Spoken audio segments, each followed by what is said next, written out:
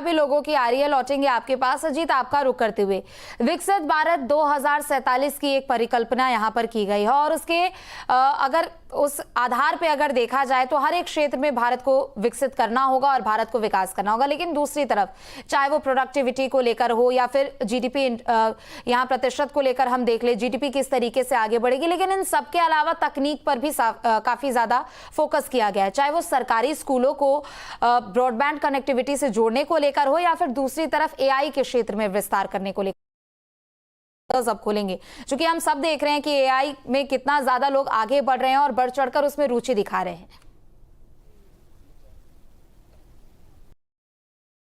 देखिए, एआई वाला चैप्टर में है और इसके अलावा स्कीम्स हैं जो स्कूल दर स्कूल जाएगी, फायदा होगा। हालांकि यहाँ एक बड़ा इंफ्रास्ट्रक्चर खड़ा करना होगा उसको लागू करने से पहले, लेकिन पर्वतीय क्षेत्र में जो स्कूल है वो बड़े पैमाने पर लाभान्वित होंगे और छात्र थोड़ा आधुनिक शिक्षा की तरफ बढ़ेंगे। जीवन में सबसे बड़ा महत्वपूर्ण होता है वो सेहत होती है।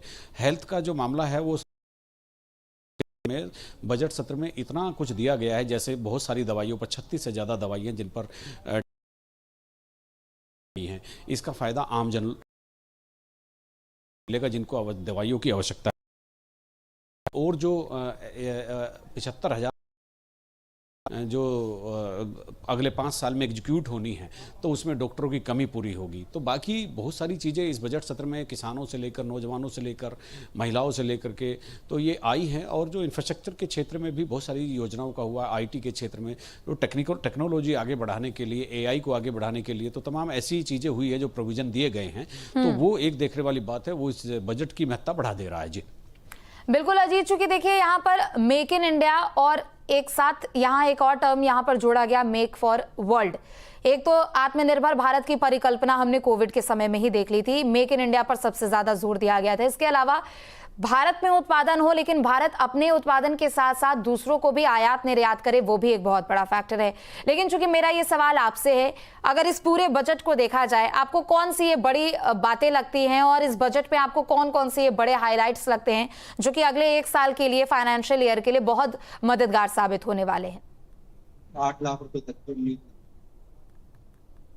एक सबसे बड़ा जो इशू है आज के बजट का, वो 12 लाख तक की आमदनी वालों को टैक्स फ्री कर देना है। एक बात, किसानों की, चूंकि किसान कृषि प्रधान देश है, किसानों का क्रेडिट कार्ड की सीमा 3 लाख से बढ़ाकर 5 लाख तक कर दिया जाना, ये एक बड़ी बात है। दूसरा, जो मेडिकल टूरिज्म है जिससे उत्तराखंड नहीं जितने पर्वतीय राज्य हैं वो सब लाभान्वित होंगे। वेलनेस सेंटर और जो दूसरी चीज़ें इसमें आती हैं, जो प्राकृतिक चीज़ें होती हैं, मर्म चिकित्सा होती है, उसको बढ़ावा देने का काम मिलेगा। इसके अलावा टूरिज्म में 50 नए डेस्टिनेशन पूरे देश में बनाए जाने हैं। उत्तराखंड में कम से कम आप ये मानकर चलिए कि 2 डेस्टिनेशन भारत सरकार उसको सिलेक्ट करेगी और यहाँ 2 डेस्टिनेशन मिलने जा रहे हैं, चूंकि टूरिस्ट स्टेट है। एनर्जी के क्षेत्र में भी कई ऐसी चीजें की हैं। तो दूसरा, एक जो ब्रॉडबैंड वाली जो स्कीम है जो हर एजुकेशनल इंस्टीट्यूट को, स्कूलों को जोड़ेगी, तो वो अगर पर्वतीय क्षेत्रों में कामयाब हो जाती है तो आप ये समझिए कि यहाँ आमूलचूल परिवर्तन हो जाएगा, एक बड़ी क्रांति यहाँ होगी। बच्चे तो आधुनिक शिक्षा की तरफ बढ़ेंगे ही, लेकिन जो संचार की सुविधा पर्वतीय क्षेत्र में फैलेगी वो एक बहुत ही विस्तार देने वाली बात होगी। तो ऐसे तमाम बिंदु हैं जो इस बजट के हाइलाइट्स में हैं और जो आम जन को प्रभावित कर रहे हैं, वर्ग को प्रभावित कर रहे हैं। स्टार्टअप का आप देखिए कि स्टार्टअप जब शुरू हुआ तो तब 2 करोड़ रुपए का उसमें लोन दिया जाता था। इस बार 20 करोड़ रुपए बजट में अभी वित्त मंत्री ने पार्लियामेंट में बताया कि वो 20 करोड़ तक होगा। तो ये एक बड़ी बात है, आप आगे बढ़ सकते हैं और आप जो है, जो दूसरे देशों में जो चीजें जिनकी कंज्यूम जो हो रही हैं उनका भी प्रोडक्शन यहाँ पर हो सकता है। मेक द वर्ल्ड, तो ये जो हुआ है, जो मेक इन इंडिया, और तो ये इसका एक कदम आगे बढ़ाते हुए बजट सत्र में वित्त मंत्री निर्मला सीतारमण ने प्रोविजन की है। जी ठीक है महावीर, आपका रुख करते हुए, चूंकि देखिए अब बड़ी बातों का ऐलान हो चुका है और बजट पेश हो चुका है, आपको कौन कौन सी बड़ी बातें इस बार के बजट में लग रही है? साथ ही इसके अलावा चाहे वो दलहन की खेती हो, तिलहन की खेती हो, इसके अलावा जो समुद्री उत्पाद है उनमें भी यहाँ पर कस्टम ड्यूटी कम कर दी गई। उत्तराखंड में कितना ज्यादा इसका असर देखने को मिलेगा और उत्तराखंड कितना ज्यादा लाभान्वित होगा इन सब बजट के बड़े फैसलों से और बड़े ऐलानों से? जाहिर सी बात है कि जिस तरह का प्रावधान इसमें बजट में किए गए हैं, तो सबसे जो मेन पॉइंट इसमें ये है। ठीक है महावीर, लौटेंगे आपके पास। इससे माननीय प्रधानमंत्री जी ने जो डिफेंस में आत्मनिर्भरता का लक्ष्य रखा है उसको पूरा करने में मदद मिलेगी। और डोमेस्टिक डिफेंस इंडस्ट्रीज को भी बढ़ावा मिलेगा। भूतपूर्व सैनिकों और उनकी फैमिलीज को बेहतर स्वास्थ्य सुविधाएं प्रदान करने के लिए x serviceman contributory health scheme यानी ईसीएचएस को 8,300 करोड़ रुपए से अधिक का एलोकेशन किया गया है। यह पिछले साल के बजटरी एलोकेशन से लगभग 19% अधिक है। बॉर्डर इंफ्रास्ट्रक्चर को और मजबूती प्रदान करने के लिए इस साल के बजट में कैपिटल हेड के तहत बॉर्डर रोड्स ऑर्गेनाइजेशन, भाई ऐसा है, इसे काहे को लंबा डाल दिए, कोई जरूरत नहीं, बंद कर दो। तो डिफेंस सेक्टर में भी बड़ा ऐलान, आत्मनिर्भर भारत, इसके अलावा जो भूतपूर्व सैनिक है या फिर जो सीनियर सिटीजन्स हैं उनके लिए जो बड़े ऐलान किए गए हैं। तो निश्चित तौर पर ये जो बजट आज वित्त मंत्री निर्मला सीतारमण ने 8वीं बार लगातार पेश किया है, इससे राहत मिडिल क्लास लोगों को जरूर यहाँ पर मिली है। महावीर, आपका रुख करते हुए आप अपनी बात पूरी कीजिए।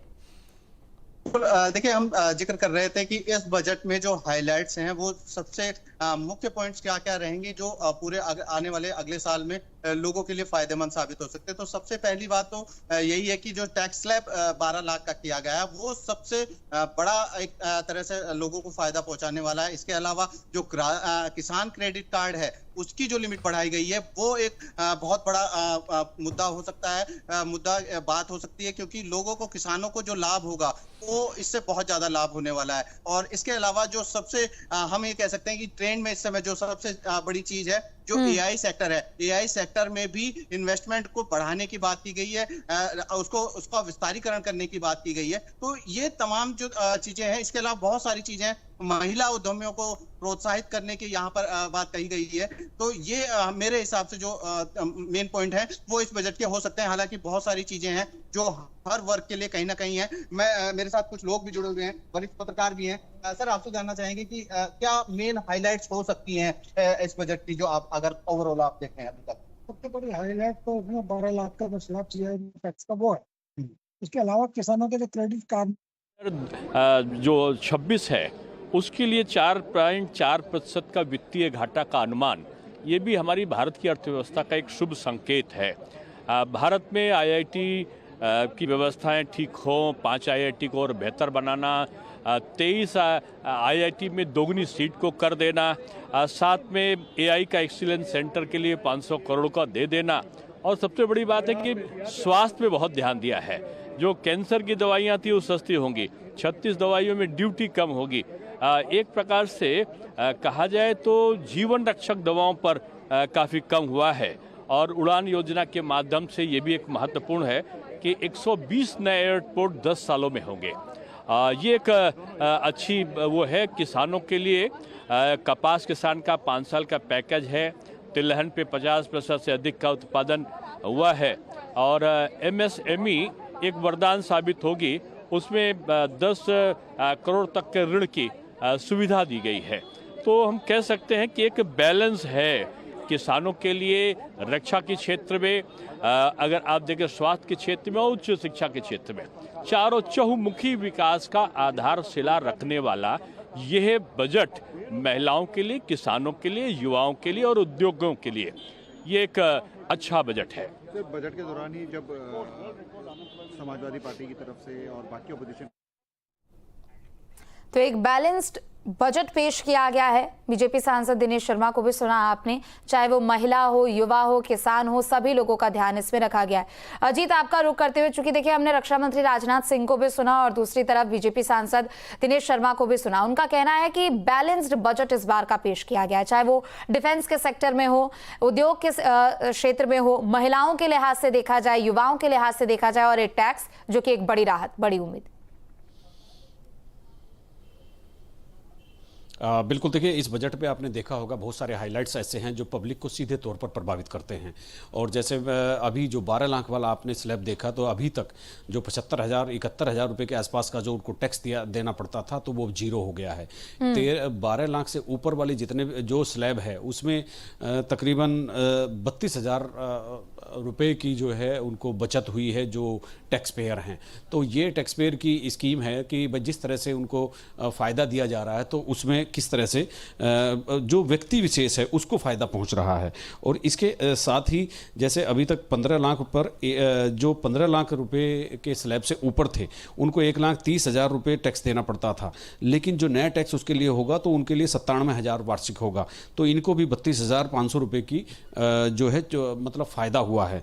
जैसे 13 लाख से 15 लाख के बीच में जिनके स्लैब थे वो उनको 88,400 रुपये टैक्स देना होता था, लेकिन अब वो केवल 66,300 रुपये टैक्स देंगे और 22,000 रुपये से ज़्यादा का उनको फ़ायदा पहुंचा है। जैसे बिल्कुल 12 एक लाख बड़ी तक बचत यहाँ पर मिडिल क्लास को हुई है और निश्चित तौर पर ये जो टैक्स स्लैब में छूट दी गई है वो एक बहुत बड़ी राहत मिडिल क्लास के लिहाज से यहाँ पर है। बहुत बहुत शुक्रिया आप दोनों का ही तमाम जानकारियां साझा करने के लिए। तो देखिए नए टैक्स रिजीम में, लेकिन इसके अलावा क्या कुछ सस्ता हुआ है ये भी आपको बताएं। एलसीडी और एलईडी टीवी जो कि सस्ता हुआ है। इसके अलावा टैक्स रिजीम की बात करें तो 12 लाख तक की यहाँ पर टैक्स में छूट दी गई है। इसके बाद 12 से लेकर 15 लाख तक की बात करें तो 15% का टैक्स उस पर लगेगा। 16 से लेकर 20 लाख तक की बात करें तो 20% टैक्स लगेगा। और एक बड़ी छूट यहाँ पर दी गई है, 20 से लेकर 24 लाख तक की सालाना आय पर 25% का टैक्स लगेगा और 24 लाख से अधिक की सालाना आय पर 30% का टैक्स लगेगा। तो बजट में नई टैक्स दरें, जो नई टैक्स रिजीम है वो आपके सामने। और इसके अलावा चाहे वो दलहन की खेती हो, तिलहन को लेकर हो, सभी बड़े ऐलान यहाँ पर किए गए हैं।